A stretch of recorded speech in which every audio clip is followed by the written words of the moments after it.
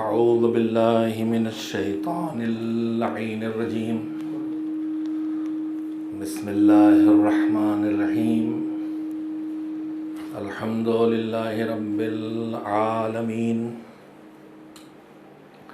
والعاقبۃ للمتقین والجنۃ للمؤمنین والنار للملحدین والصلاة والسلام علی سید الانبیاء والمرسلین سیدنا و نبینا و شفیعنا ابی القاسم محمد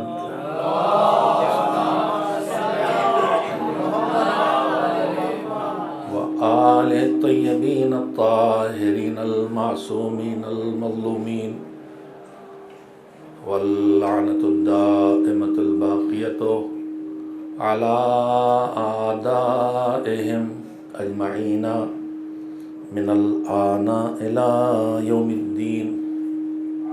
أما بعد فقد قال الله سبحانه وتعالى في كتابه المبين وهو أصدق الصادقين وقوله الحق.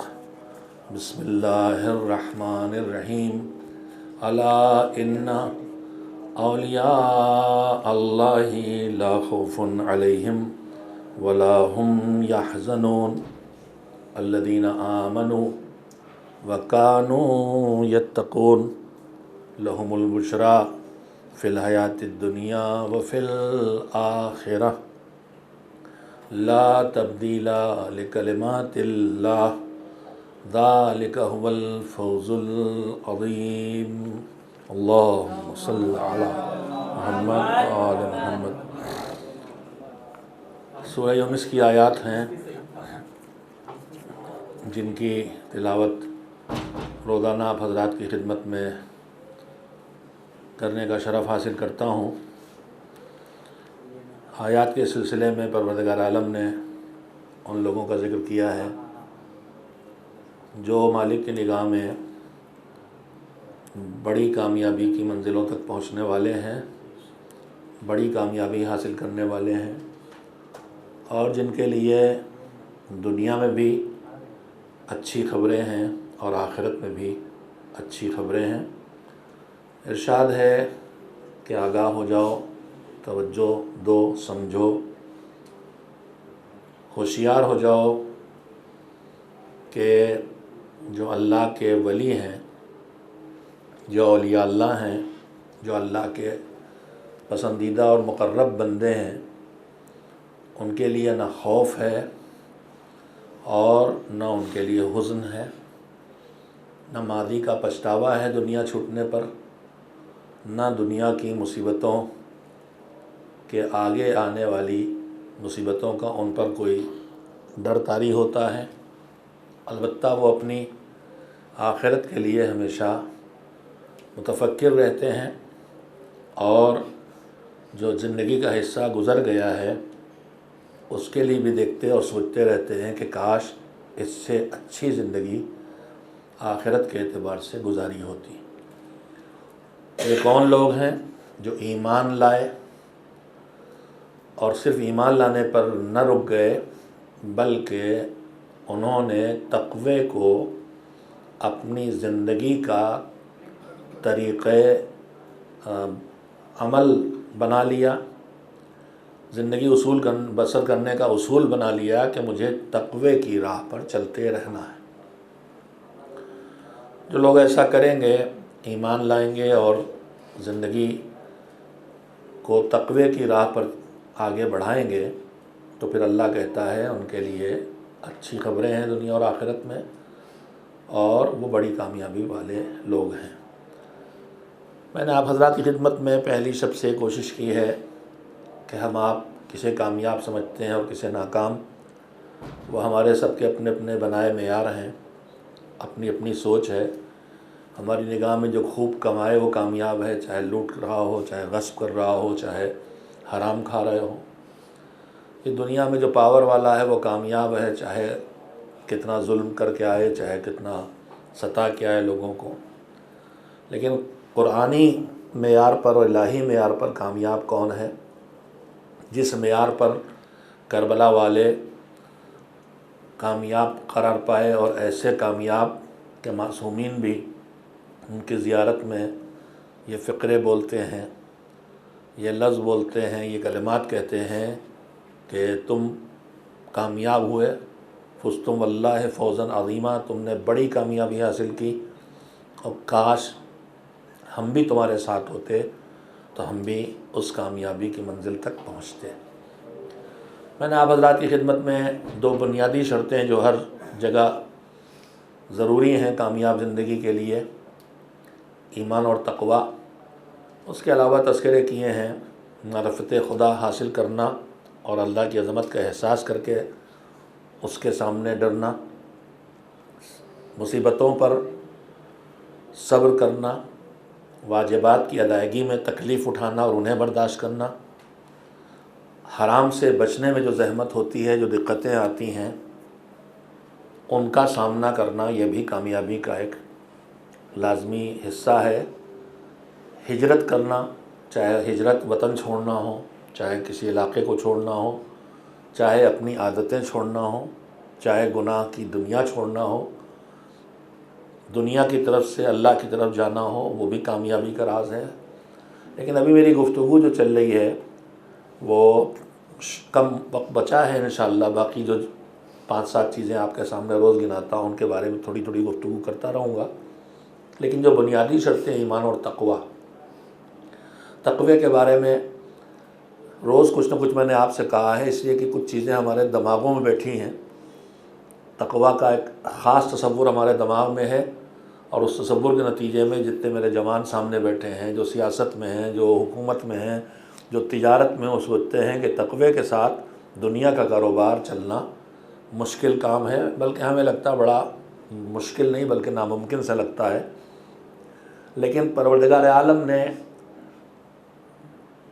یہ نظام بنایا ہے، اور وہی کہہ رہا ہے کہ نہیں، تقوی کے ساتھ دنیا بھی کامیاب ہوگی اور آخرت بھی کامیاب ہوگی۔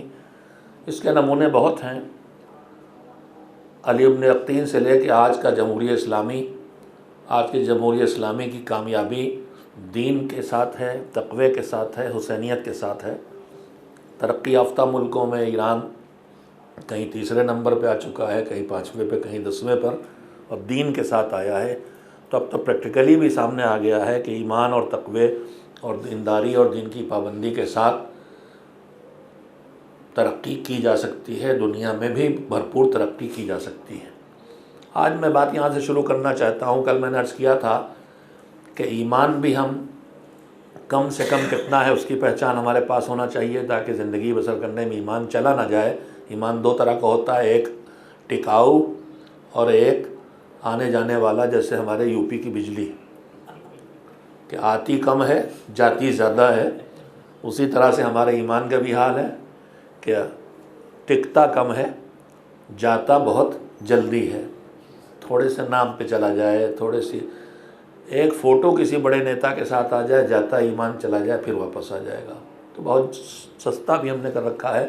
لیکن کم سے کم ایمان کی پہچان یہ ہے کہ نیکی پر خوشی کا احساس ہو، اور کوئی گناہ ہو، کوئی غلطی ہو، کسی کو چوٹ پہنچے، کسی کو ٹھیس لگے، کوئی واجب چھوٹے، کوئی حرام کام ہو جائے، تو ہمیں کم سے کم احساس ہو کہ یہ غلط ہوا، شرمندگی کا احساس ہو۔ اسی لیے پروردگار عالم نے یا ایھا الذین آمنو کے بعد ایک آیت میں صرف اتنا ہی کہا کہ اے ایمان والو ایمان لاؤ، یعنی جتنا ایمان آنا چاہیے اور جیسا ایمان ہونا چاہیے۔ کل میں نے یہاں پہ بات چھوڑی تھی، آج میں یہاں سے شروع کرنا چاہتا ہوں کہ تقوی یعنی ایمان کے تقاضوں پر زندگی بسر کرنا۔ تقوی بیٹھ رہنا نہیں، چلنا، سنبھل کے چلنا۔ بہت پہلے تفسیر مجموع البیان میں، اسی آیت کی تفسیر میں ایک مثال پڑھی تھی میں نے، جو کبھی کبھی یاد آ جاتی ہے تو سنا دیتا ہوں آپ کو بھی، پہلے بھی سنا چکا ہوں، کہ تقوی کیا ہے، اس کے ہم اس کو سمجھیں کہ کیا ہے۔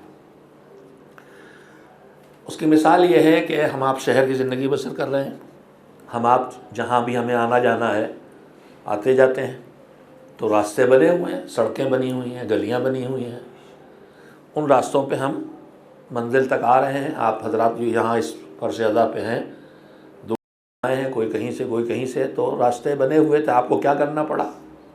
گھر سے نکلے اور اس راستے پہ چلے اور چل کے یہاں تک آ گئے۔ آپ کو کہیں راستہ بنانا نہیں پڑا، بنے ہوئے راستوں پہ آپ آئے ہیں۔ البتہ کبھی کبھی ابھی اس کی دوسری مثال یہیں پہ دیے دیتا ہوں کہ اسی میں آپ کو کبھی ماشاءاللہ سے آپ پالا گلی پہنچے، دونوں طرف موٹر سائیکلیں کھڑی ہیں، بالکل راستہ نہیں ہے، تو آپ تھوڑا سے موٹر سائیکل کو دائیں بائیں کھسکا کے بچا بچا کے نکلتے ہیں۔ تو جب تک آپ صرف چلتے ہیں وہ ایک روش ہے کہ بنے ہوئے راستے پہ چل رہے ہیں، اور ایک روش یہ ہے کہ آپ چل رہے ہیں، بارش ہوئی ہے، پانی بھرا ہے جگہ جگہ، کہاں گٹر ہے، کہاں پہ پانی سڑک ٹوٹی ہے، کہاں پہ گہرا کھانچا ہے، اور کہاں پہ موٹر سائیکل ہٹانا ہے۔ تو یہاں آپ دو کام کرتے ہیں، چلتے بھی ہیں، راستہ بناتے بھی ہیں، گڈھوں میں گرنے سے خود کو بچاتے بھی ہیں۔ لہذا تقویٰ صرف چلنے کا نام نہیں ہے، تقویٰ راستہ بنا بنا کے چلنے کا نام ہے، اور خود کو بچا بچا کے چلنے کا نام ہے، کہ نہ میں کسی دوسرے کو ڈیمیج کروں اور نہ کوئی مجھے دوسرا ڈیمیج کر پائے۔ صاحب مجموع البیان نے اس کی پر مثال دی ہے، اب بھی سمجھی جا سکتی ہے۔ انہوں نے کہا ایک تو بنے ہوئے راستوں پہ چلتے ہیں، ایک کبھی کبھی ہم جنگلوں میں جاتے ہیں پکنک کے لیے۔ ہم آپ مثلاً جاتے ہیں، اس زمانے میں تو جنگلوں سے راستے ہی تھے بہت زیادہ، تو اب پکنک کے لیے ہم گئے، تو پکنک جب گھومنے جاتے ہیں تو کبھی جھاڑیاں ہیں، کبھی نالا ہے، کبھی کائی لگی ہے، کبھی روڑے ہیں، کبھی کوئی سانپ بچھو ہے، سبھی کچھ مل سکتا ہے۔ تو اب آپ کہیں شاخ جھکی ہوئی ہے، آپ چل رہے ہیں تو کبھی شاخ کو ہٹایا، سر بچایا، کبھی پہ نیچے دیکھا پتھر پہ پیر سلپ نہ کر جائے، کبھی جھاڑیوں سے گزرے تو دامن بچا گزرے، کہیں الجھ نہ جائیں۔ تو وہاں آپ چل بھی رہے ہیں، راستہ بنا بھی رہے ہیں، اور خود کو بچا بھی رہے ہیں۔ تقویٰ زندگی کے گناہوں کے جنگل میں چلنے کا نام ہے، کہیں لالچ کی کائی پہ پیر پھسل نہ جائے، کہیں غرور کی شاخ سے سر ٹکرا نہ جائے، کہیں ہوس کے جھاڑیوں میں کردار کا لباس الجھ نہ جائے۔ بس بیٹھ رہنے کا نام تقویٰ نہیں ہے، خود کو بچا بچا کے اور راستہ بنا بنا کے چلنے کا نام ہے۔ حرام کو ہٹاتے رہو، مستحب اور واجبات کی راہ پہ آگے بڑھتے چلے جاؤ، اسی کا نام تقویٰ ہے۔ ایک صلوات بھیجیں محمد و آل محمد۔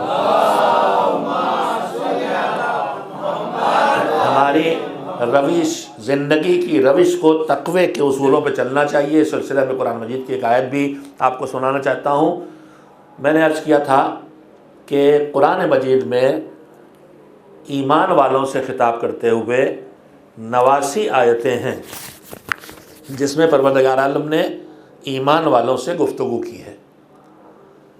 قرآن میں 6500 سے زیادہ آیتیں ہیں، مشہور گنتی اس کی 6666 ہے، لیکن آیت کہاں سے کہاں تک ہے اس کی گنتی میں اتفاق رائے نہیں ہے، لہذا اس سے کم بھی گنتی بتائی جاتی، اس سے زیادہ بھی بتائی جاتی۔ لیکن ان 6500 سے زیادہ آیتوں میں 89 آیتیں ہیں جو یا ایھا الذین آمنو سے شروع ہوئی ہیں، اے ایمان والو۔ انہی میں سے ایک آیت میں نے کل پڑھی تھی، یا ایھا الذین آمنو آمنو، اے ایمان والو ایمان لاؤ۔ آج ایک دوسری آیت سنانا چاہتا ہوں جس میں تقوی کا حکم دیا گیا ہے۔ بسم اللہ الرحمن الرحیم، یا ایھا الذین آمنوا اتقوا اللہ ولتنظر نفس ما قدمت لغد واتقوا اللہ۔ اے ایمان والو تقوی اختیار کرو، اور ہر آدمی یہ دیکھتا رہے کہ اس نے کل کے لیے کیا بھیجا ہے۔ واتقوا اللہ، اور دیکھو تقوی اختیار کیے رہنا۔ 2-3 باتیں اس آیت کے ذریعے آپ تک پہنچانا چاہتا ہوں۔ سب سے پہلی بات، جب قرآن کہتا ایمان والو، تو قرآن جن ہاتھوں میں ہے وہ سب کہتے ہیں یہ ہم ہیں، ہم سے کہہ رہا، ایمان والو ہم ہیں۔ اور قرآن کن ہاتھوں میں ہے؟ جن کے گلے کاٹے جا رہے ہیں، قرآن ان ہاتھوں میں بھی ہے۔ جو گلے کاٹ رہے ہیں قرآن ان ہاتھوں میں بھی ہے، یہ بھی دعوے دار ہیں کہ ہم مومن، اور وہ بھی دعوے دار ہیں کہ ہم مومن۔ تو پھر اب یہ متضاد نظریے والے آپس میں ایک دوسرے کے بالکل ٹکراؤ والے، یہ دونوں مومن ہو، یہ تو ممکن نہیں ہے۔ تو پھر مومن کون ہے؟ تو قرآن مجید ہی کہتا ہے کہ جب تمہارے درمیان کسی موضوع پر اختلاف پیدا ہو تو اپنے اس اختلاف کو حل کے لیے اپنے پیغمبر کے پاس لے کے جاؤ۔ میں نے پیغمبر کا لفظ بولا ہے، اب آپ کو صلوات بھیجنا چاہیے۔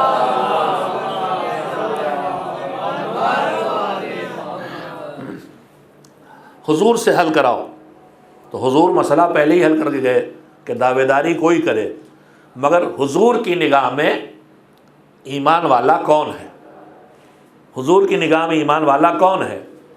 تو مشہور ترین حدیث ہے، مشہور ترین اور معتبر ترین، اور تمام علماء اسلام نے یہ حدیث نقل کی ہیں، ان میں سے جو منتقل کی ہیں ان میں سے یہ حدیث بھی ہے کہ حضور نے مولائے کائنات امیر المومنین حضرت علی بن ابی طالب علیہ السلام کو مخاطب کرتے ہوئے فرمایا کہ یا علی حبک ایمان و بغضک کفر و نفاق، اے علی تم سے محبت ایمان ہے اور تم سے بغض دشمنی کینہ عداوت کفر ہے اور نفاق ہے۔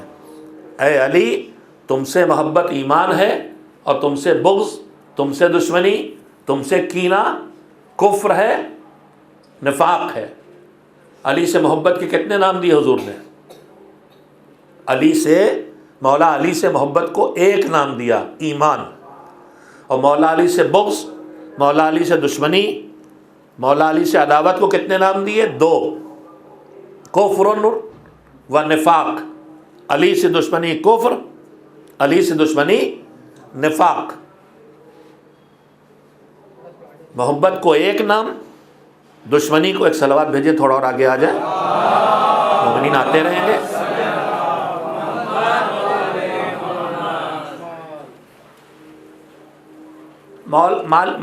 حضور آپ نے مولا سے محبت کو تو ایک ہی نام دیا، ایمان، دشمنی کو دو نام دیے۔ تو ہمارا جیسا کوئی بولنے والا ہو چھوٹا موٹا تو وہ تو کبھی کبھی بے ضرورت الفاظ بول جائے، مگر یہ تو صاحب نہج البلاغہ علی کے استاد ہیں، ان کے یہاں کوئی لفظ غیر ضروری تو آئے گا نہیں، تو انہوں نے محبت کو ایک نام دیا، دشمنی کو دو نام دیے۔ شاید وجہ یہ ہو، دیکھیے محبت ہو چاہے دشمنی، چاہے محبت ہو چاہے عداوت، یہ دونوں ان کے ٹھکانے کہاں ہیں؟ دل میں۔ محبت ہو یا دشمنی دونوں دل میں پیدا ہوتے ہیں، اور یہ وہ جذبے ہیں جو دل میں پیدا ہوں تو ضروری نہیں ہے کہ سامنے آ جائیں۔ کبھی کبھی محبت بھی ہمیشہ چھپی رہتی ہے اور دشمنیاں تو چھپی رہتی ہی ہیں۔ اکثر ہم کہتے ہیں کہ بھائی نہیں پتا تھا اتنی دشمنی ان کے دل میں، میرے لیے اتنی نفرت، اتنا کینہ، آج پتا چلا، کب سے چھپائے بیٹھے تھے۔ تو محبت اور نفرت، دوستی اور دشمنی، محبت اور بغض اور کینہ دو جذبے ہیں جو چھپے بھی رہتے ہیں، کھل بھی جاتے ہیں۔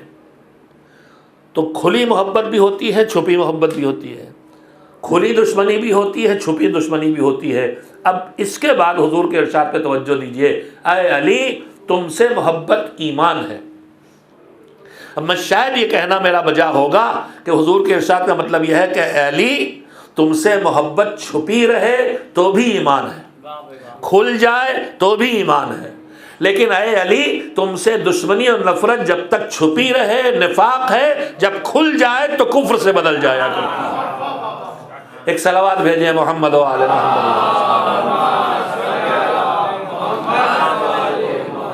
اب مولا کو خطاب کرتے ہوئے حضور نے فرمایا کہ اے علی تم سے محبت ایمان ہے۔ خطیب اعظم مولانا غلام عسکری علی اللہ مقامہ، اللہ ان کے درجات عالی کرے، جو فضائل وہ پڑھ گئے، جو مواعظ وہ کر گئے، جو مسائل وہ سنا گئے، ہم کو اللہ توفیق دے کہ ہم وہ کوالٹی پیدا کر سکیں۔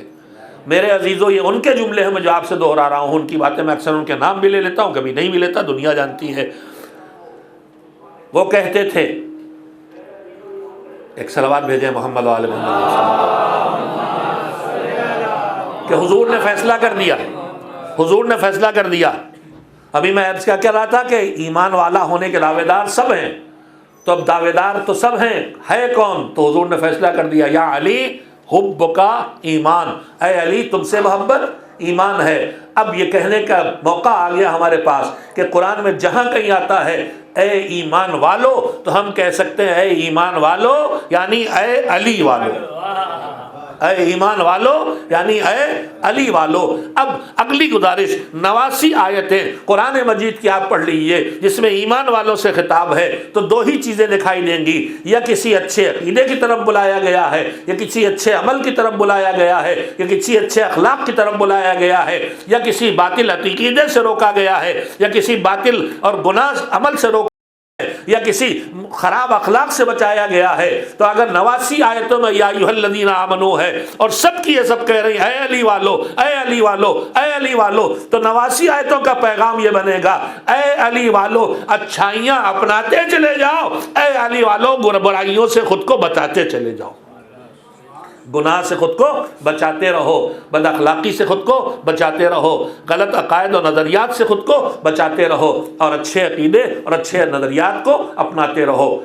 اب اللہ کہہ رہا یا ایھا الذین آمنوا اتقوا اللہ ولتنظر نفس ما قدمت لغد واتقوا اللہ، اے ایمان والو تقوی اختیار کرو، اور دیکھو ہر آدمی نگاہ رکھے کہ اس نے کل کے لیے کیا بھیجا۔ آج کی فکر تو تمہیں بہت ہے، یہیں پہ آ گئی بات، تو اس آیت کا ایک پیغام اور آپ کی خدمت درج کر دوں۔ ہمارا آپ کا مزاج کیا ہے؟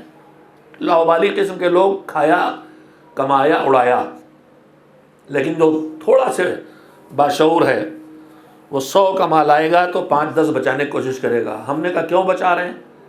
کہا بھائی کل کا کچھ پتہ نہیں، نوکری چلی جائے، کاروبار بیٹھ جائے، بیماری آ جائے، آگے زندگی پڑی ہے، اس کے لیے کچھ کرنا چاہیے۔ تو ہمارا مزاج کیا ہے؟ آنے والے کل کے لیے بچا کے رکھتے ہیں، روک کے رکھتے ہیں۔ اللہ کیا کہہ رہا ہے؟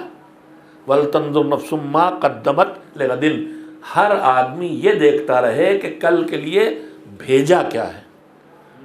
نہیں، توجہ دیں آپ، آیت کا پیغام، ہم کیا کریں گے؟ کل کی فکر ہوگی تو اس کے لیے روکیں گے، اڑا تو نہیں دیں گے، بچا کے رکھیں گے، کل کام آئے گا۔ ایف ڈی کرتے ہیں، سیونگز میں ڈالتے ہیں، جو بھی کرتے ہیں ہم سب کرتے ہیں۔ تو کل کی فکر جب ہمیں ہوتی ہے تو ہم روکتے ہیں، بچاتے ہیں۔ گھبرائیے گا نہیں، میں نہیں کہہ رہا ہوں سب اڑا ڈالیے، سنیے تو پہلے ایک صلوات بھیجیے محمد علیہ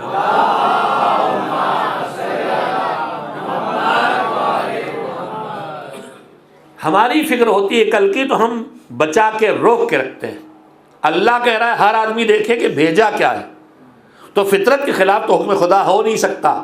تو پھر ہے کیا؟ ہے یہ کہ جس کل کے لیے ہم روکتے ہیں وہ ہے دنیا کا آنے والا کل، اور اللہ کہہ رہا ہے کل کے لیے بھیجا کیا ہے؟ وہ ہے آخرت کا آنے والا کل۔ دنیا میں جو روکو گے وہ کام آئے گا، آخرت میں جو بھیجو گے وہ کام آ جائے گا۔ ایک صلوات بھیجے محمد و آل محمد۔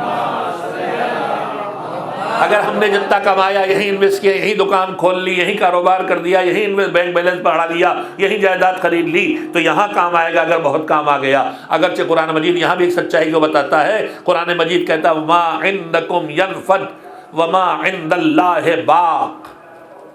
یاد رکھو کہ جو تمہارے، ایک صلوات بھیج کے تمام حضرات پھر سے تھوڑا اور آگے آ جائیے، ایک صلوات پر تمام حضرات آگے آ جائیے، کیمرے کے سامنے سے تشریف فرما، جلدی سے بیٹھ جائیے، کیمرہ لگا ہوا ہے آپ کے پیچھے، صرف آپ کی پشت مبارک دنیا بھر میں دیکھی جائے گی۔ ایک صلوات بھیجے محمد والے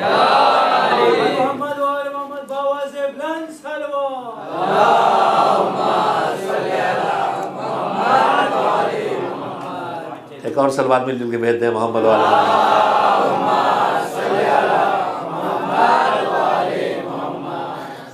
اللہ کہتا ہے ما عندکم ینفد وما عند اللہ باق، جو تمہارے پاس ہے وہ مٹ جائے گا، ختم ہوگا، کتنا ہی ہو۔ دو ہی راستے ہیں، یا وہ ہمیں چھوڑ کے چلا جائے گا، پیسہ مال دولت جو بھی ہے، یا ہم اسے چھوڑ چلے جائیں گے۔ اس کے آگے کوئی تیسری بات ہونے والی نہیں ہے، وہ ہمیں چھوڑے گا، ہم اسے چھوڑیں گے۔ اب جو ہمیں چھوڑ کے بھاگ جانے والا ہے، یا جس کو ہم چھوڑ کے چلے جانے والے ہیں، ساری جان اسی پہ لگا دیں، دنیا ہی کماتے رہیں، یا کچھ فکر آخرت بھی کر لیں، جو وہاں کل ملنے والا، جو کام آنے والا۔ تو اگر ہمیں یقین ہے کہ وہاں جانا ہے اور یہی کام آئے گا جو وہاں بھیجیں گے تو پھر انویسٹمنٹ ادھر ہو جائے گا. اور یہ آیت تو جو میں نے پڑھی اس میں تو اللہ خالی اتنا کہہ رہا ما عند اللہ ہے ما عندکم ینفد و ما عند اللہ ہے باق، لیکن دوسری جگہ اس سے آگے کی ضمانت لے رہا. یہاں تو یہ تم جو دو گے وہ باقی رہے گا، مگر دوسری جگہ اس سے آگے ہے. وہ جو سود کا ربا اور سود انٹرسٹ کی بات ہے، وہاں جو حرام ہے اس کے اسباب بتاتے ہوئے پروردگار کہتا ہے کہ یہ جو انٹرسٹ اور سود کا معاملہ ہے یہ سب مٹ جانے والا ہے. لیکن صدقات یعنی تم نے اپنے مال سے، صرف مال سے نہیں، اپنے اللہ کی ملی ہوئی کسی بھی نعمت سے، یہاں بھی کانسیپٹ کلیئر کریں.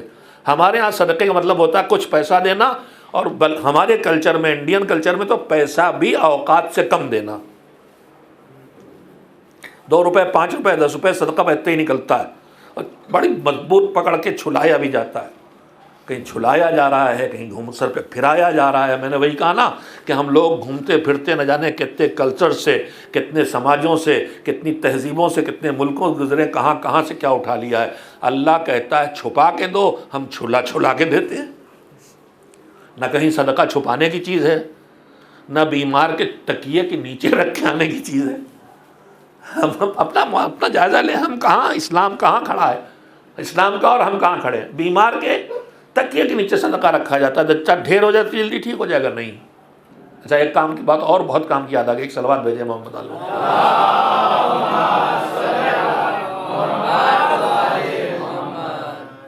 صدقہ ہماری نگاہ میں صرف کچھ پیسے دینا ہے. پہلی بات تو یہ ہے کہ صدقہ ہر وہ چیز جو آپ پر واجب نہیں ہے، نعمت خدا، کوئی بھی نعمت خدا جس کا پہنچانا آپ پر کسی تک واجب نہیں ہے، وہ آپ دیں. پیسہ دیں صدقہ، غلہ دیں صدقہ، کپڑے دیں صدقہ.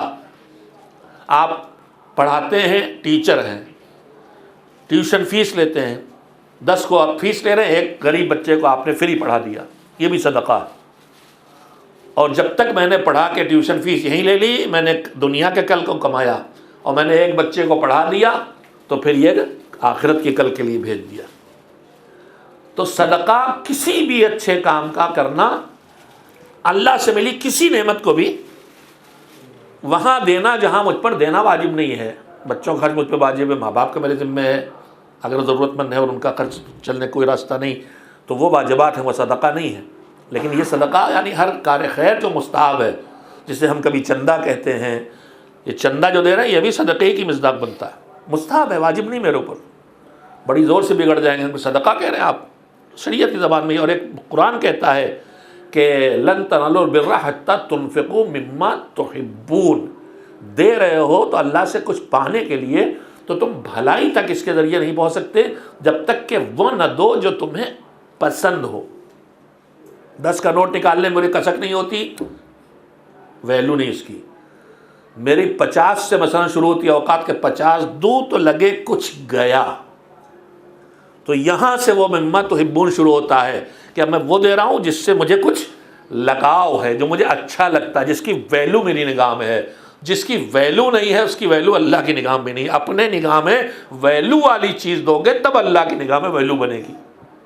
تو صدقہ کے بارے میں عرض کر رہا تھا، لیکن اسی میں ایک لفظ اور ہماری روزمرہ کی زندگی میں استعمال ہوتا ہے، امام ضامن. میں عرض کر رہا تھا ہمارا مزاج شریعت شناسی کا کمزور ہے. صدقہ جان کی حفاظت کا ذریعہ، صدقہ مال کی حفاظت کا ذریعہ، صدقہ مصیبتوں سے بچانے کا ذریعہ، انہونیوں سے بچانے کا ذریعہ. لیکن جب آپ اپنے ارادے سے کریں، ہم کہاں بیگم چائے بنانے چلی، ہاتھ ہلا، پیالی ٹوٹ گئی، چلو اچھا ہوا جان بچی، صدقہ نکل گیا. ارے اس میں کہاں صدقہ نکل گیا، برباد ہو گیا بھائی. گھر میں عورتیں کہتی ہیں نا صدقہ نہیں، صدقہ یوں نہیں نکل جاتا زبردستی، کہیں پہنچاؤ ضرورت مندی تک. وہ ایک پیالی چائے دروازے فقیر آئے تو اسے پلا دیتے، صدقہ نکل جاتا ہے. یہ جو دودھ ابل گیا صدقہ نہیں نکلا، یہ جو انڈا ٹوٹ گیا صدقہ نہیں نکلا. یہ سب ہوتا ہے ہمارے گھروں. تو مستحبات میں ہے. ہمارے ایک چیز ہے امام ضامن. امام ضامن کیا ہے؟ صدقہ نکل جائے تو کام کرتا ہے. میں نے بھی کہا نا تکیوں کے نیچے ہم رکھ دیتے ہیں. صدقہ جب ہاتھ میں پہنچے اس کے کہ جس کی ضرورت ہے تب وہ کام کرے گا. اور اس کا کام حفاظت، اس کا کام بچانا، اس کا کام مصیبتوں سے نکالنا، بیماریوں سے نکالنا، بیماریوں کو روکنا، پریشانیوں کو روکنا، یہ ساری چیزیں مگر جب جائے تو کرے گا، رکھنے سے نہیں کرے گا. یہ یاد رکھیں. آپ ہماری مجبوری ہوتی ہے ہم گھر میں نکال کے رکھ دیتے ہیں، لیکن ضرورت مند کو حتی الامکان جتنی جلدی ممکن ہو اتنی جلدی پہنچانا چاہیے. تو صدقہ پہنچنے پہ کام کرتا ہے. اگر یہ بات آپ کے دماغ میں کلیئر ہو گئی تو میں اگلی بات کہوں. ہمارے ہاں جب سفر پہ آدمی جانے لگتا ہے، اس کی حفاظت کے جو انتظام ہوتے ہیں اس میں ایک صدقہ نکالا جاتا، وہ بھی ہمارے ہاں دیہاتوں میں اب صدقہ مثلا چاول ہی لے کے آئیں گے، گیہوں ہی لے کے آئیں گے. بھائی جس زمانے میں نہیں تھا پیسہ تو چاول گیہوں دیتے تھے. اب یہ چاول گیہوں دو گے اس غریب کو تو وہ لے جا کے اونے پونے دکان سے بیچ کے تیل خریدے گا. تو آپ چاول کیوں نکال رہے ہیں؟ وہ نکالیے تو اس کے کام کا ہو. اچھا چاول بھی لیے کھڑے انگلی لگائیے اس میں، چھلائیے اس کو. صدقہ بھی ہے تو چھلائے بغیر نہیں ہوتا، مطلب میری مصیبتیں اس میں ٹرانسفر ہو کے وہاں چلی جائیں. تو یہ تو وہیں سے آیا ہے جو چوراہوں پہ وہ چرخے بنے ہوتے ہیں کہ کوئی اس کو پھان جائے لیمو اور مرچ اور بلا میری ان کو ٹرانسفر ہو جائے. اس سے زیادہ خود غرضی دنیا میں کیا ہو سکتی؟ میری بلا دوسرے کے سر چلی جائے. یہ کیوں نہ سوچو کہ میری بلا میرے سر سے بھی ٹلے اور کسی اور سر پہ نہ جائے. یہ جو ہوتا ہے کیا ہوتا ہے، جو جگہ جگہ جو اس کو بنے ہوتے ہیں، جو اس کو صبح ہم بھی بچتے گزرتے ہیں.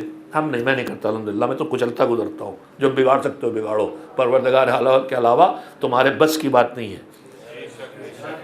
ایک صلوات بھیجیں محمد علیہ. یہ وہم ہم کو اپنے دلوں سے نکالنا چاہیے. کہتے کہ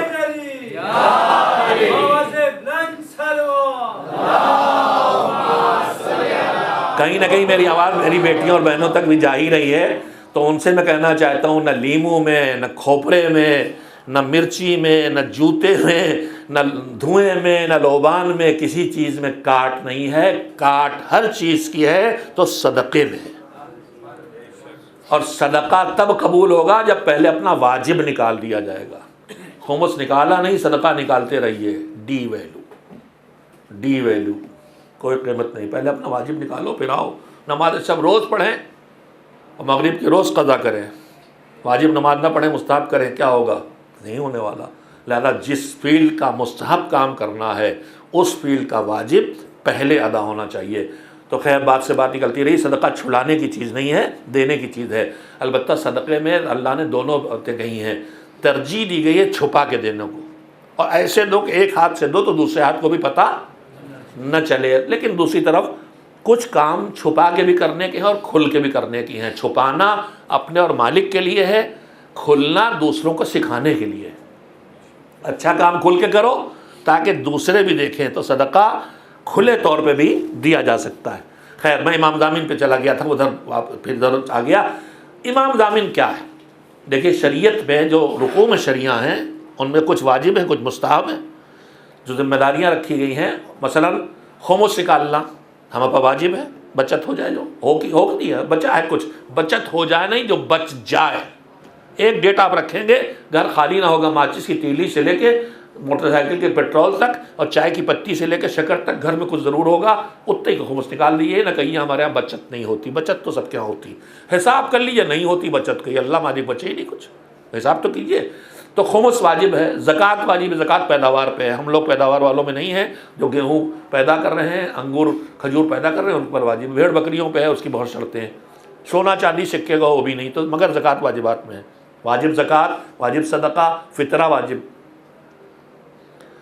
اس کے بعد کچھ گناہ ایسے جن میں کفارہ واجب ہے. کچھ واجبات نہیں کر سکتا آدمی، مجبوری ہے تو بھی کفارہ ہے. جیسے روزہ بڑھاپے میں نہیں رکھ پاتا تو ایک مد اس کے بدلے میں دے گا. تو جو پیسہ منتقل کرنے کے ذریعے ہیں ان کے مختلف نام ہیں. خمس ہے، زکوٰۃ ہے، فطرہ ہے، مستحبات میں قربانی ہے، ہبہ ہے، ہدیہ ہے. آپ نے مجھے کوئی تحفہ دیا، میں نے آپ کو دیا، ہدیہ ہے. میراث ہے. یہ سارے نام ہیں معاملات کے ادھر سے ادھر ہونے کے، مختلف نام. امام ضامن جو آپ بازو پہ باندھے جاتے ہیں ہمارے یہاں، یہ کس کیٹیگری میں جائے گا؟ یہ خمس میں جائے گا؟ نہیں. زکوٰۃ میں جائے گا؟ نہیں. ہبہ میں جائے گا کہ میرے بازو باندھا ہے میں کھا لوں، مجھے دیا ہے؟ نہیں. ہدیے میں جائے گا؟ نہیں فطرے میں جائے گا، نہیں کفارے میں جائے گا، نہیں کاہے میں جائے گا، پھر صدقے میں۔ کوئی تیسرا؟ اب ہمارے یہاں امام ضامن کا ہم مولوی لوگ جب پڑھتے ہیں مدرسوں میں تو ہمارے اس وقت غربت کی زندگی ہوتی تھی تو راہیں ڈھونڈی جاتی تھیں کبھی کبھار مٹھائی کھانے کی، تو اس میں ایک یہ بھی تھا کہ امام ضامن جتنے بند کے آئے واپس آئے کھول کے مٹھائی کھا لی گئی نظر کر کے، مگر وہ خود ہی کھا نظر کر کے کھا لینے کے لیے نہیں بنا جاتا، وہ بھی صدقہ ہے، ضرورت مند تک پہنچانے کا ہے۔ تو میرے عزیزوں، میں پوچھنا چاہوں گا کہ اگر یہ صدقہ ہے تو میرے ہاتھ میں باندھے باندھے ٹہلنے سے میری حفاظت کرے گا یا میرے لیے کسی غریب کو پہنچا دینے سے میری حفاظت کرے گا؟ ہاں بہت سناٹے میں بیٹھے ہیں آپ۔ امام ضامن باندھ کے ٹہلنے کی چیز نہ بنائی جائے اللہ کی راہ میں امام ضامن کے نام پہ۔ کیوں اس کا اب آ گئی بات، حالانکہ یہ ہماری تنظیم الاوقاتی کی دینیات اور ریڈر میں سب اسباق بچوں کے لیے موجود جو بیٹھے ہیں، کسی پڑھے بھی ہوں گے۔ 8ویں امام حضرت امام رضا علیہ السلام کے القاب میں وقت پورا نکل گیا، ایک لقب امام ضامن ہے، لیکن یہ ہم جو ہاتھ میں باندھتے ہیں اس کو امام ضامن نہیں کہتے، امام ضامن، دونوں میں فرق ہو جاتا۔ امام ضامن یہ جو بندہ ہے، امام ضامن یعنی وہ امام جس نے ضمانت لی۔ وہ امام ضامن کیوں بنے؟ جو زیارت کے لیے ایران پہ گئے ہوں گے انہوں نے بسوں کے پیچھے لکھا دیکھا ہوگا، بڑے سے ایک ہرن بنا ہوتا ہے، ایک بچہ لکھا ہوتا ہے یا ضامن آہو، اے ہرن کے ضامن۔ تو اس کا واقعہ یہ ہے کہ ایک شکاری شکار کر کے آ رہا تھا تو ہرنی پکڑ لی اس نے، اسی بات امام کا سفر تھا، گزرے تو ہرنی نے بچہ پکڑ لیا، ہرنی پکڑ لی، امام کے پاس سے گزرے تو اس نے امام سے گفتگو شروع کی کہ اس نے مجھے پکڑ لیا، میرا چھوٹا سے بچہ ہے، اس سے کہ مجھے چھوڑ دے، میں جا کے اپنے بچے کو دودھ پلا لوں پھر میں واپس آ جاؤں گی۔ تو امام نے اس سے کہا، تو اس نے کہا کہاں واپس آ جائے کیسے؟ تو امام نے کہا نہیں میں ضمانت لیتا ہوں یا واپس آئے گی۔ خیر وہ گئی اور اس کے بعد دودھ پلایا اور واپس آ گئی، امام ضمانت لی تھی تو پھر اس نے آزاد کر دیا۔ واقعہ تو آپ نے سنا ہی ہے۔ تو جب سے امام کا نام ہو گیا امام ضامن، یعنی کوئی جائے گا تو واپس آئے گا۔ تو اب ہمارے بزرگوں نے ٹھیک ہے انہوں نے جو سمجھا وہ کیا، بازو باندھا کہ اب بندھے رہو گے تو واپس لے کے آؤ گے، تو ایسا تو نہیں ہے، دے دیجئے تو اپنا کام کرتا رہے گا، چاہے ہم جہاں جائیں چاہے جب آئیں وہ اپنا کام کرتا رہے گا۔ لہذا ہم کو جو نیکیاں کرنا ہے ان کے شعور کو بھی اس کے ساتھ ساتھ بیدار کرنا چاہیے۔ ایک صلوات بھیجیں محمد و آل محمد۔ بات سے بات نکلتی رہی، میرا موضوع یہ تھا کہ کامیابی کے قرآن مجید کی بنیاد پر روز دہراتا رہوں گا یہاں تک کہ ذہنوں میں کچھ تو جگہ بن جائے کہ کامیابی بغیر مکاری کے، کامیابی بغیر دھوکے کے، کامیابی بغیر بے ایمانی کے، کامیابی بغیر دنیا داری کے، کامیابی بغیر دین چھوڑے، کامیابی بغیر آخرت کچلے بھی حاصل کی جا سکتی ہے، بلکہ ہی حاصل کی جا سکتی ہے۔ قرآن تو یہ کہہ رہا ہے، پروردگار تو یہ کہہ رہا ہے، اللہ تو یہ کہہ رہا ہے، پورا ماضی جا کے دیکھ لیجئے، جگہ جگہ آپ کو ملے گا کہ کامیاب کون ہے۔ اور آج میں پھر نام لوں، جمہوریہ اسلامی ایران کامیاب ملک ہے کہ نہیں ہے؟ اسے دینداری نے کامیاب بنایا، اسے پابندی دین نے کامیاب بنایا، اسے ایمان نے کامیاب بنایا، اسے حسینیت نے کامیاب بنایا، اسے عزاداری نے کامیاب بنایا، اسے عتبات عالیات کی حفاظت نے کامیاب بنایا، اسے مسجد کی آبادی نے کامیاب بنایا، اسے اللہ پر توکل نے کامیاب بنایا، اسے تقوی کی دینداری کی زندگی نے کامیاب بنایا ہے۔ تو اب ہمیں کوئی گنجائش باقی نہیں رہ گئی، تقوی ہماری زندگی کا دستور بن جائے۔ اس سلسلے میں ایک آیت آپ کو سنا رہا تھا جس میں طولانیت کی گفتگو ہو گئی۔ بسم اللہ الرحمن الرحیم، یا ایھا الذین آمنوا اتقوا اللہ ولتنظر نفس ما قدمت لغد واتقوا اللہ۔ اے ایمان والو، اے علی والو، اب آگے سے اے علی والو، اے ایمان والو یعنی اے علی والو، تقوی اختیار کرو۔ تو اب بات ہی سمٹ کے آ گئی علی والوں کے ساتھ، تقوی یعنی واجب کرو، حرام سے بچو کم سے کم۔ تب تو سیدھے سیدھی ہو گئی بات، کسی اور کی رہ ہی نہیں گئی، بات تو بس علی والوں کو رہ گئی کہ اے علی والو تم سے واجب نہ چھوٹے، اے علی والو تم سے حرام نہ ہو۔ تو ہم تو اس میں تھے کہ علی والے بن گئے تو اب جو جی چاہے کریں، ماں یہاں تو الٹ گئی بات کہ علی والے ہی اس لائق ہیں کہ وہ نیکیاں کریں، علی والے ہی اس لائق ہیں کہ گناہوں سے بچے، اور کوئی اس لائق ہی نہیں بن پایا ہے، یہاں تو الٹ گئی بات۔ ہم کو تو یہ سمجھ میں آ رہا تھا کہ علی والے نماز پڑھیں چاہے نہ پڑھیں، علی والے روزہ رکھیں چاہے نہ رکھیں، مگر قرآن تو نیکیاں کر کے علی والو نیکی کرو، علی والو نماز پڑھو، علی والو روزہ رکھو، علی والو زکوٰۃ دو، علی والو سود نہ کھاؤ، علی والو نگاہیں جھکا کے رکھو، قرآن تو یہ کہہ رہا ہے۔ تو میں اس خطیب یا ذاکر یا شاعر کی مانوں جو کہہ رہا علی والو ہو جو جی چاہے کرو، یا اس قرآن کی مانوں جو کہہ رہا علی والو ہو؟ تو بس تم ہی تو اس لائق بنے ہو کہ تم نماز پڑھو، تم روزے رکھو، تم گناہوں سے بچو، تم برائیوں سے بچو۔ ایک صلوات بھیجیں محمد و آل محمد۔ وہی علی والوں سے بس چند منٹ میں اور بات کہہ لوں، پھر انشاءاللہ بقیہ باتیں کل۔ یہ آیت جو میں بار بار پڑھ رہا ہوں، اے ایمان والو تقوی اختیار کرو، اور ہر آدمی یہ دیکھتا رہے کہ کل کے لیے بھیجا کیا ہے، واتقوا اللہ، اور دیکھو تقوی اختیار کرو۔ میرے مالک اتنے چھوٹے سے فاصلے پہ پھر وہی بات رپیٹ، علی والو ایمان والو تقوی اختیار کرو، اور دیکھو کل کے لیے بھیجا کیا، دیکھتے رہنا اور تقوی اختیار کرو۔ تو تفسیروں میں جائیے تو پھر معصومین علیہ السلام کے ارشادات کی روشنی میں جو علماء تفسیر نے اس کا مفہوم سمجھ کے لکھا ہے وہ آپ کی طرف اپنی زبان میں منتقل کر رہا ہوں۔ دیکھیے دو طرح کے لوگ ہوتے ہیں، ایک سنبھل کی زندگی بسر کرنے والے اور ایک لاپرواہ ٹائپ کے۔ یہ مزاج ہر جگہ ہوتا ہے، یہ طالب علمی کے دور میں بہت زیادہ ہوتا ہے، لاپرواہی والا۔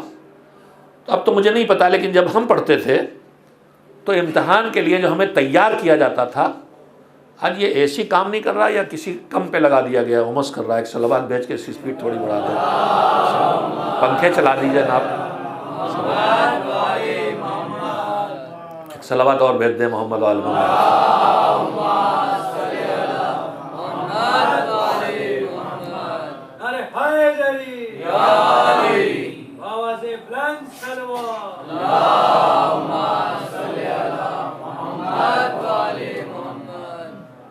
امتحان کی جب ہماری تیاری کرائی جاتی تھی تو اس میں ایک چیز سکھائی جاتی تھی، ہاں چلا اس کو چل جائے گا، آپ میری طرف توجہ رکھیں، ایک صلوات بھیج دیں محمد۔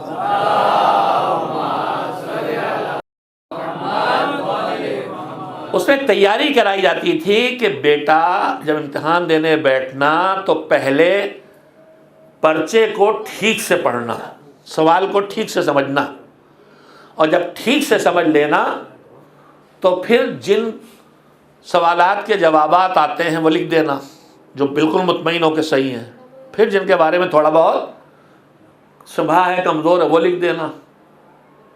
پھر کہا جاتا تھا کہ پڑھنے کے بعد لکھنے کے بعد کاپی جمع نہ کر دینا، پہلے ایک بار پلٹ کے دیکھ لینا کہ کہیں کوئی غلط جواب تو نہیں چلا گیا، کچھ چھوٹ تو نہیں گیا، کچھ غلط تو نہیں ہو گیا۔ یہ امتحان کا سلیقہ سکھایا جاتا تھا۔ اب امتحان دینے والوں کے مزاج تو خیر بہت الگ الگ ہوتے ہیں۔ ایک صاحب تھے ہمارے علاقے کے، وہ ہائی اسکول کا امتحان دینے گئے، تھوڑی دیر میں 10 منٹ 20 منٹ واپس آ گئے۔ تو کہا گیا بھائی اتنی جلدی کیا ہو گیا؟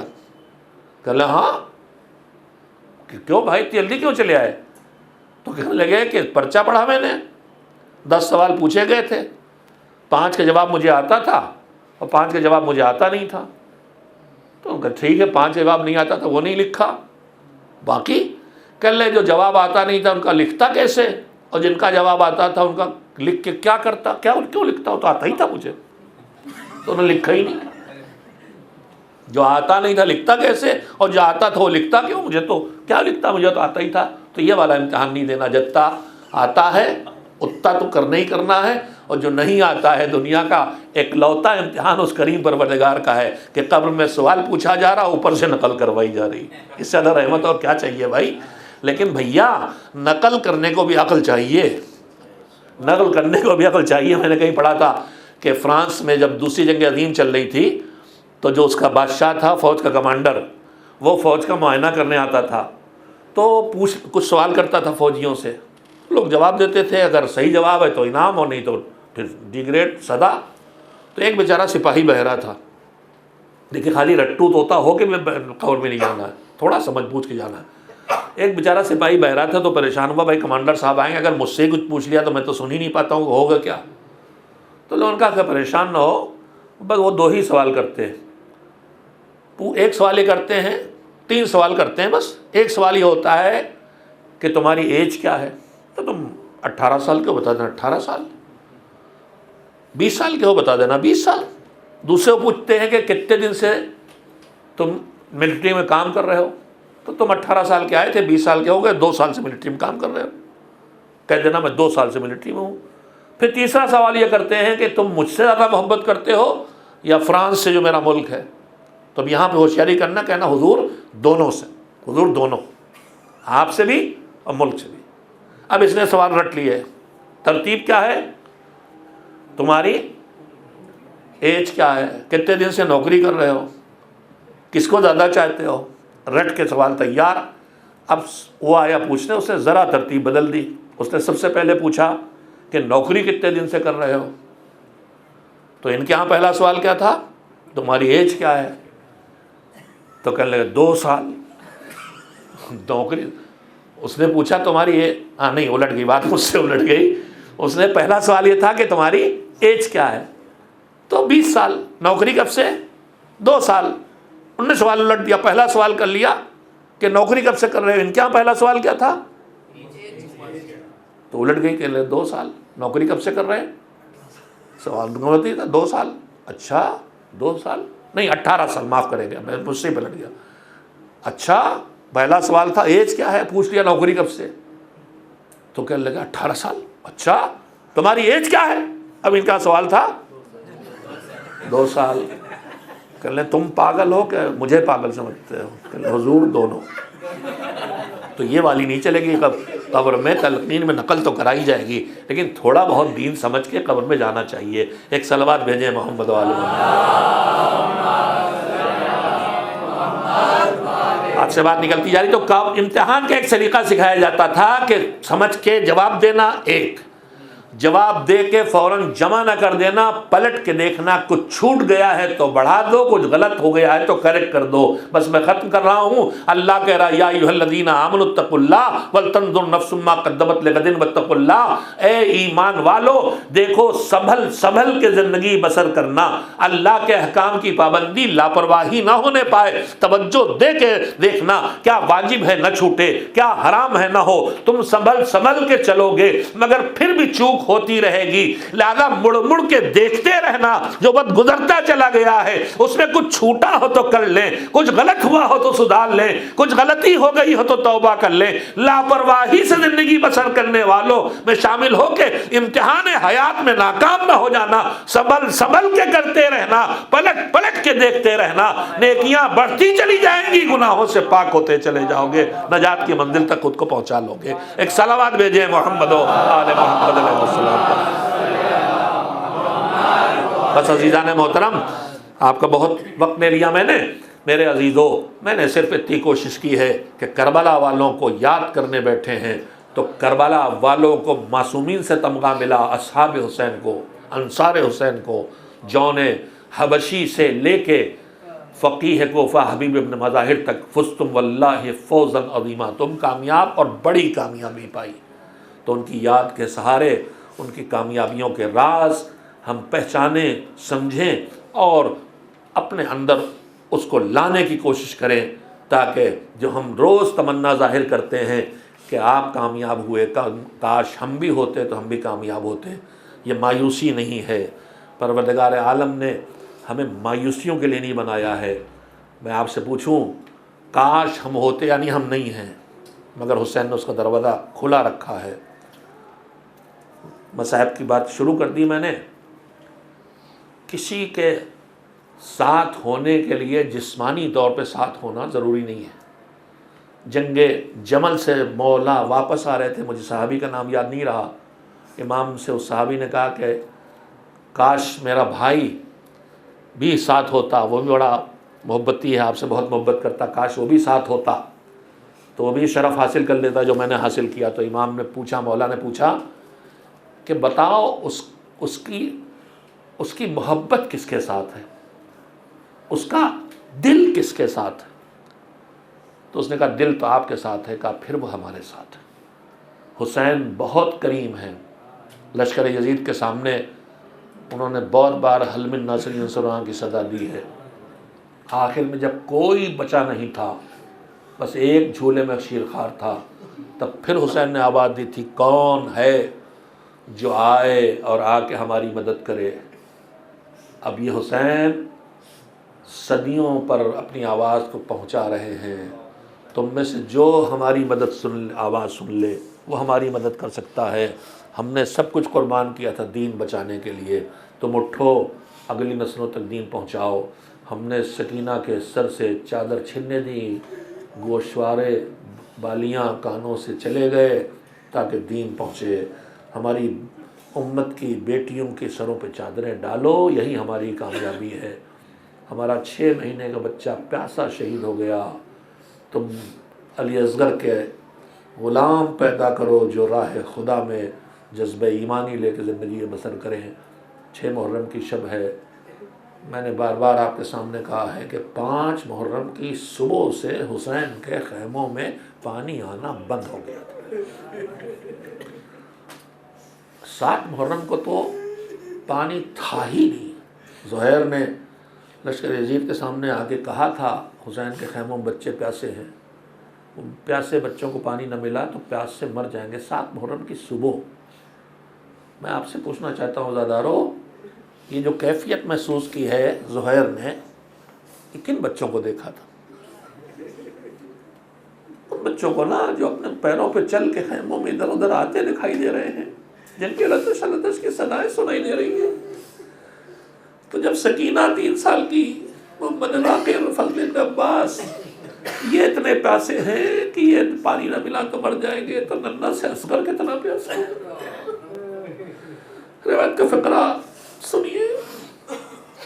شہادت اکبر کے بعد جب حسین اپنی گود میں لے کے گئے ہیں، سامنے لشکر کے پیش کیا ہے، تو جملہ کہا تھا کہ بس اب یہ بچا ہے،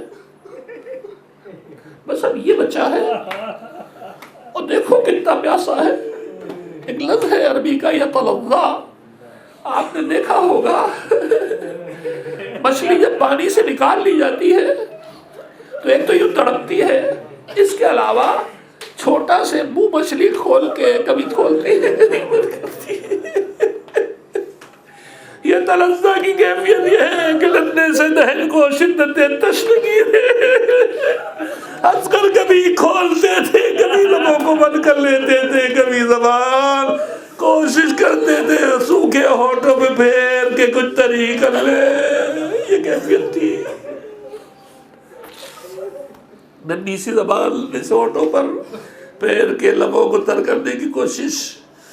حسین، علی کا لخت جگر حسین، کچھ جگہ ایسی ہے جہاں حسین جیسے لگتا ہے کہ یہ جری شرمندہ ہے۔ اس میں ایک منزل کون سی تھی جب قاسم نے پکارا چچا، اور حسین سرانے پہنچے تو لاش پامو زندہ قاسم پامول ہو چکے تھے، تو احساس شرمندگی میں کہہ رہے تھے چچا شرمندہ ہے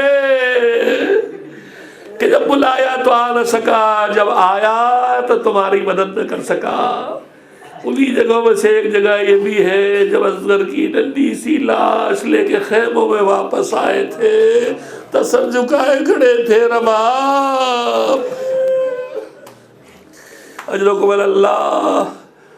حسین کا قافلہ جب مدینے سے چلا ہے، میں نے ابھی مسجد میں پڑھا تھا، فاطمہ حسین کی بڑی بیٹی رباب سے بھیا کو گود میں لے لیا، بھیا آنے پہ تیار نہیں تھے، کسی کی گود بھی نہیں آیا۔ آخر کو حسین نے جھک کے کانوں میں کچھ کہا، وہ یہی تھا کہ میرے لال ٹھیک ہے تم نہ چلو گے، مگر کربلا میں جب تمہارا بابا اکیلا ہوگا تو تمہارے بابا کی بات پہنچائے گا کون؟ حسین نے استغاثہ بلند کیا، حل من ناصر ینصرنا۔ خیموں میں کوہرام برپا ہو گیا۔ کیا بات ہو گئی زینب، ابھی تو میں زندہ ہوں۔ کہا حسین بھیا، جب سے تم نے حل من ناصرین کی صدا بلند کی ہے، اصغر تو کس میں پڑے تھے، ہوش کا اصغر کو، مگر جب سے تمہاری یہ آواز پتہ نہیں کانوں میں پہنچی ہے، اتنی طاقت اصغر میں کہاں سے آ گئی، تڑپ کے جھولے سے گرا دیا ہے، اور اپنا اماں کی گود میں لکتے ہیں، نہ پھوپھی کی گود میں، نہ بہن کی گود میں تڑپ رہے ہیں۔ حسین سمجھ گئے میرا بھیا، میرا لال وعدہ پورا کرنا چاہتا ہے۔ کہا لاؤ، لے کے آؤ، لے جائیں، شاید کسی کو رحم آ جائے پانی پلا دے. لے کے نکلے، در خیمہ پہ رباب کھڑی ہے، حسین لے کے جا رہے ہیں. ایک مرتبہ لال کے چہرے پہ نظر ڈالی، ایک مرتبہ حسین کا چہرہ دیکھا، خاموش نگاہیں کہہ رہی تھی آقا میدان میں جو گیا واپس نہ آیا، میرے بچے کی خیر ہو. حسین لے کے آئے، سامنے پیش کیا، دیکھو بچہ کتنا پیاسا ہے، پیاس سے تڑپ رہا ہے.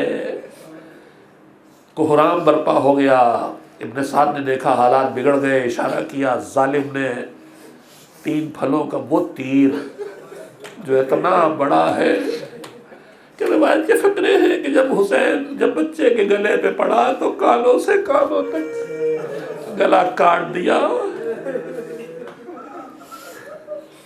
اثر نہیں ہو رہا ہے. ایک مرتبہ حسین نے کہا بیٹا، حسین کی بات کا اثر ان پہ نہیں ہو رہا، اب تم ذرا اپنے بابا کی بات پہنچا دو. حمق کے چہرہ لشکر یزید کی طرف کیا، سوکھے پپڑائے ہونٹوں پہ زبان پھیری، تیر چلا، گلا کٹا، بازو چھنا. حسین نے ابھی ایک امتحان دیا تھا، جوان بیٹے کے کلیجے سے برچھی نکالی تھی تو دونوں ہاتھوں سے برچھی کھینچ لی تھی. اب عجیب امتحان ہے. ارے پہلو گود میں بچہ ہے اسے بھی سنبھالے، تیر کھینچنا ہے اسے بھی نکالے، خون کو زمین پہ گرنے سے روکنا ہے اسے چلو میں بھرے. تیر بھی کھینچا، خون بھی چلو میں بھرا، آسمان کی طرف پھینک دیا، ایک قطرہ واپس نہ آیا. ننھی سی ذبح کی ہوئی لاش کو لے کے خیموں کی طرف چلے. ایک مرتبہ شاید رباب کا چہرہ سامنے آیا، آقا میرے لال کی خیر ہو. رک گئے، انا للہ و انا الیہ راجعون. پھر دل کو مضبوط کیا، پھر آواز دی رضن بقضائہ و تسلیما لامرہ، الہی فیصلے پر راضی ہو اور سر تسلیم خم ہے. کئی بار اس کیفیت سے دو چار ہوئے، پھر در خیمہ پہ پہنچے. اب قدم اتنے بھاری ہو گئے کہ ننھی سی لاش اٹھا کے اندر کیسے لے جائے.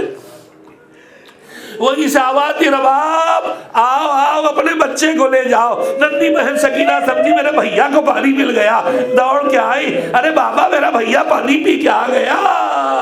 رباب بھی پہنچ چکی تھی. حسین آگے بڑھے، ایک مرتبہ ابا کا دامن ہٹایا، کٹا ہوا گلا، خون میں ڈوبا کرتا، بس کے آواز دی بنیا اب اس کا یونہر، تیرے جیسے لال یوں شہید کر دیے جاتے ہیں. نہ جانے حسین نے کیا سوچا، پشت خیمہ پہ آئے، ذوالفقار سے قبر کھودی، ننھی سی لاش کے اپنے ہاتھوں سے مٹی ڈالی. ارے عجب کیفیت کی ہے. میر انیس نے بیان کیا، ننھی سی قبر کھود کے، اصغر کو گاڑ کے، شبیر اٹھ کھڑے ہوئے، دامن کو جھاڑ کے، واہ مظلومہ واہ اسرا وسيعلم الذين ظلموا أي منقلب ينقلبون. الا لعنة الله على القوم الظالمين. ماتم حسین.